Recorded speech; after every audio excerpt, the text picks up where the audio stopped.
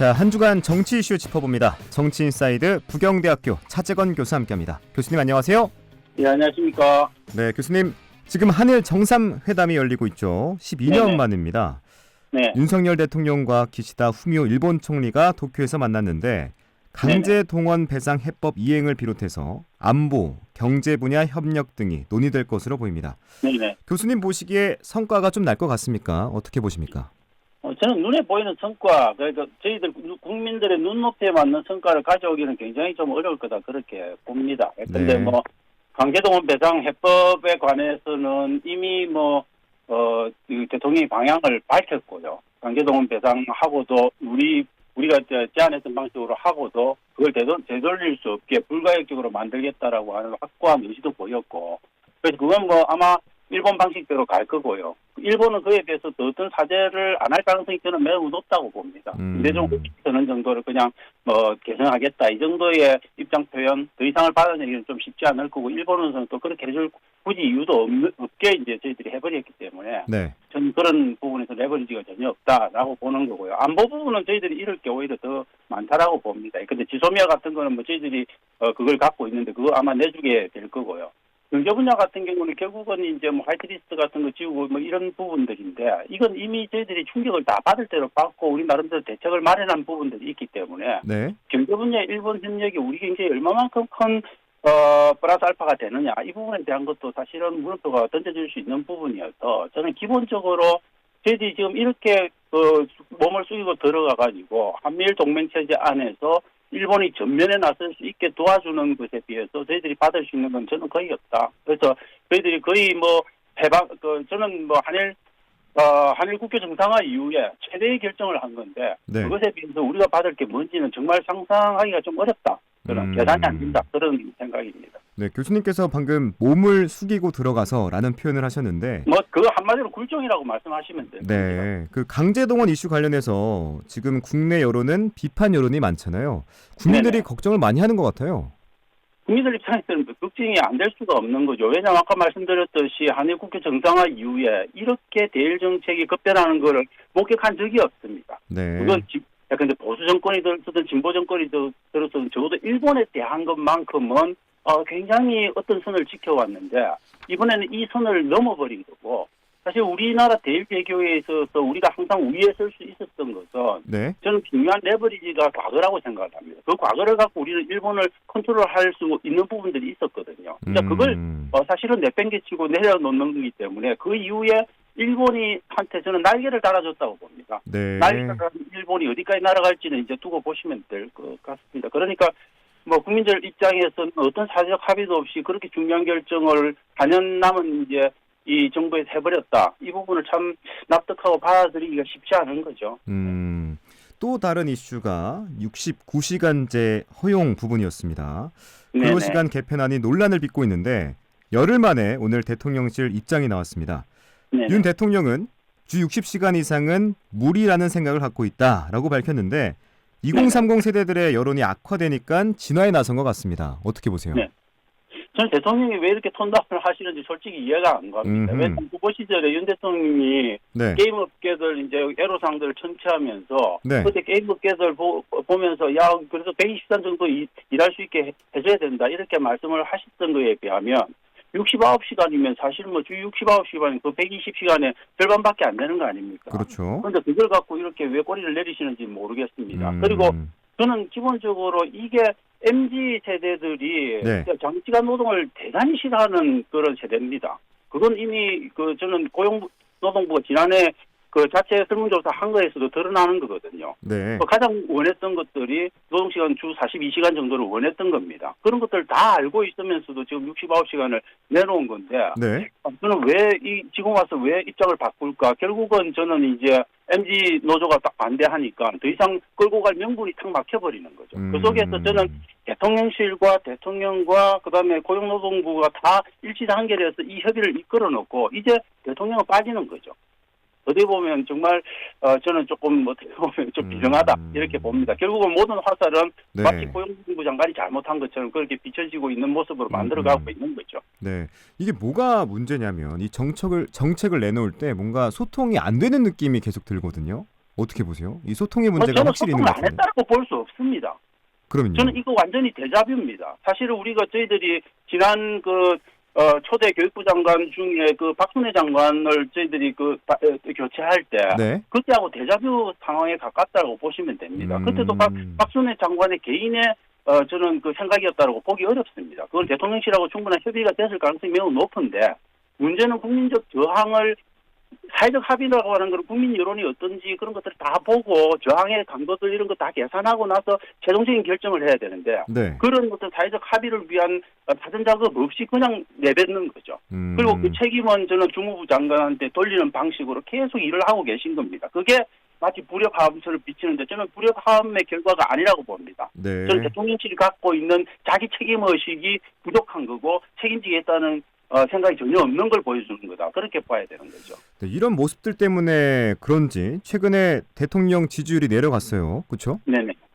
그렇죠. MBS 지표조사 같은 거 3월 13일부터 15일 정도 대상으로 했는데 네. 이런 경우에도 긍정평가가 2%포인트 내렸고 부정평가는 사실 6%포인트 올란 겁니다. 저는 2%포인트 내린 것보다도 부정평가가 한꺼번에 6%포인트 오르는 이 상황이 좀 심각한 거다. 그렇게 봐셔야 될 거고 또 네. 국민의힘 정당 지지도도 동반 하락하고 있는 이런 부분 그리고 또 부정평가의 이유로 독단적이고 일반적인 국정운영 이런 것들을 내세우고 있는 것들이 저는 좀 대통령실 입장에서는 좀 조심해서 봐야 되는 부분이다 이런 생각이 있는 거고요. 그다음에 이번 MBS 지표조사에서 함께 했던 것들도 보면 주 69시간 개편안에 대한 반대 여론이 54%로 굉장히 높고 특히 정부 강제징용 피해 해법에 관한 그런 반대는 거의 60%에 달하거든요. 네. 이런 부분들이 국민 여론과 대통령실의 국민 여론에 대한 인지의 어떤 부조화가 명백히 존재한다. 결국 이거는 대통령 유실에 심각한 결함이 존재하지 않고서는 이렇게 나올 수가 없는 거다 이렇게 보는 거죠.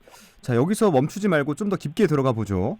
네네. 윤석열 대통령에 대한 부정평가가 민주당의 긍정적인 평가로 연결되지 않는 건 이재명 대표의 사법 리스크 때문이다라는 평도 있는데 교수님께서는 어떻게 해석하십니까?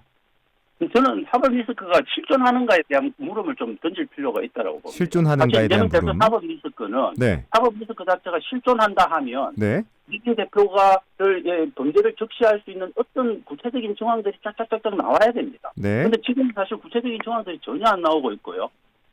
이재명 대표의 오른팔 왼팔이라고 하는 김용이라든지 이런 분들 정진상이라든지 이런 분들의 범죄를 특정할 수 있는 상황까지도 못 가고 있는 겁니다. 그래서 이때 말하는 사법 리스크는 정부와 저는 국민의힘 여당이 원하고 강요하는 그런 프레임 속에서 나온 말이다. 그런데 이런 것들을 이제 소비해줄 사실 소비자 그룹이 네.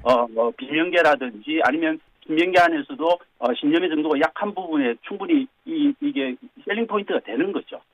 그래서 저는 그런 부분들이 있는 거에 의해서 대단히 객관적으로 존재하는 실체라기보다도 주관적으로 만들어지는 부분들도 있다. 네. 그게 좀 명백해지고 있는 거 아니냐 하는 생각이 듭니다. 자, 그럼 사법 리스크 내용은 좀 차치하고 민주당 내에서는 지난 체포동의안 표결 결과로 가까스로 부결되면서 이재명 대표 자진 사퇴론 또 질서 있는 퇴진론 얘기가 나오고 있거든요. 이 부분에 대해서는 어떻게 보십니까? 이건 정말 저는 대통령실과 그다음에 여당이 원하는 바로 여당이 민주당과 이재명 대표에게 강요하고 싶은 그런 프레임 속으로 들어가는 아주 좋은 신호라고 봐야 되는 거죠. 대통령실 입장에서는. 네. 저는 결국은 이 부결이 굉장히 압도적으로 될 거다라고 봤는데 그렇게 되지 않은 부분들로서 그런 부분들이 저는 지금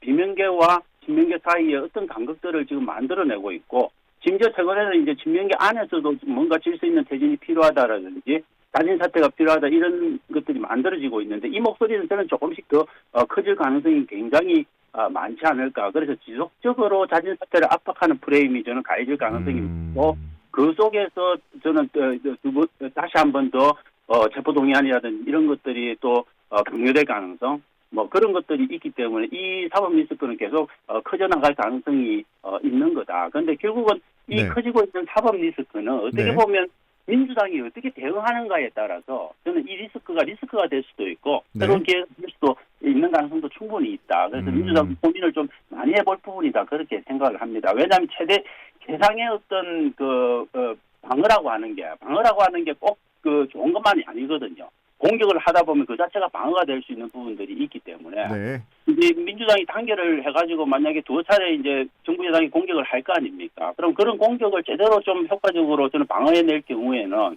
좀 새로운 민주당 입장에서도 새로운 반전의 모멘텀이 생겨날 가능성도 있다. 그런 부분들을 저는 민주당이 좀 고민을 해볼 필요도 있지 않을까 그런 생각을 합니다. 네. 이번에는 국민의힘 얘기로 넘어가 보죠. 네. 자, 김기현 당대표, 김기현호가 출범했습니다. 네네. 국민의힘 지도부에서는 당정 일체론을 내세우면서 당이 안정을 찾았다고 자평하고 있는데 좀 네네. 어떻게 보시는지, 그리고 지역에서는 공천 어떻게 이루어질지 관심이 모아지고 있는데 윤핵관 전략 공천 가능성도 제기되고 있거든요. 이 두 네네네. 사안 어떻게 보고 계십니까? 뭐 저는 김기현 대표는 뭐 자기 스스로도 알겠지만 네. 자기가 뭐 실질적인 권력을 당내 권력을 갖고 있는 분이라고 스스로도 인정을 하지를 않을 겁니다. 아마 어허. 명백하게 그 선출되는 과정에서 네. 사실 윤심이 실리지 않았으면 이렇게 될 수도 없는 거고요. 거의 저는 지명에 가까운 방식으로 거의 당 대표가 된 부분이 있기 때문에 물론 앞서 뭐 2차 결선 투표로 가지 않고 된 부분이 있긴 하지만 저는 네. 김기현 얼굴로 지금 김기현 지금 당대표가 탄생됐다 이렇게 보는 거는 아마 자신 스스로도 그렇게 보지는 않을 거라고 봅니다. 그래서 결국은 김기현은 그냥 얼굴인 거고 네. 그쪽에서 결국 섭정 체제가 작동할 거다. 그런데 그 섭정의 주체가 대통령이 직접 할지 아니면 윤핵관을 거쳐서 할지는 알 수 없지만 어떤 네. 방식으로든 김기현 체제가 자율적인 체제로 가기는 저는 어려울 거다. 그렇게 봅니다. 뭐 다행스럽게 그래도 김기현 당대표 개인으로서는 저는 첫 출발을 좀 부드럽게 하고 있다라고 봅니다. 근데 뭐 이재명 당대표를 만나가지고 뭐 그렇게 민생 중심의 어떤 국정 운영을 해보자라고 힘을 합쳐보자라고 하는 그런 신호를 내고 이런 거는 김기현의 칼날을 만들기 위한 어떤 노력의 일환이라고 볼 수도 있는 건데 네. 저는 그런 것들이 그렇게 그닥 파워풀하게 작동은 안 할 거다. 결국은 이 상황이 계속될수록 윤핵관과 그다음 대통령의 그림자가 더 짙게 드러날 거고 총선에 가까울수록 그런 것들이 더 선명하게 드러날 가능성. 그 속에서 김기현 당대표는 항상 고민할 수밖에 없고 이런 것들이 생길 거다. 결국 김기현 당대표가 스스로가 뭘 어찌할 수 없는 존재라고 하는 것은 대통령과 일주일에 2번 정도 만나겠다라고 하는 스스로의 고백을 통해서 만들어낸 겁니다. 네. 어떤 당대표도 일주일에 2번씩 대통령 만나가지고는 당을 자율스럽게 해낼 수 없는 겁니다. 네, 저는 그 한계를 스스로 인정하고 있는 모습들도 함께 보이고 있다. 그래서 우려 반, 기대 반. 이게 지금 문제로는 섞여 있는 상황이 아닐까 그렇게 봅니다. 네. 이번에는 친윤계 초선인 박수영 의원 얘기를 좀 나눠보고 싶은데 여의도 네네. 연구원장에 내정됐습니다. 네네. 이분은 안정권에 분류가 되겠죠? 뭐 이분은 100% 그냥 받았다라고 보셔도 저는 100%.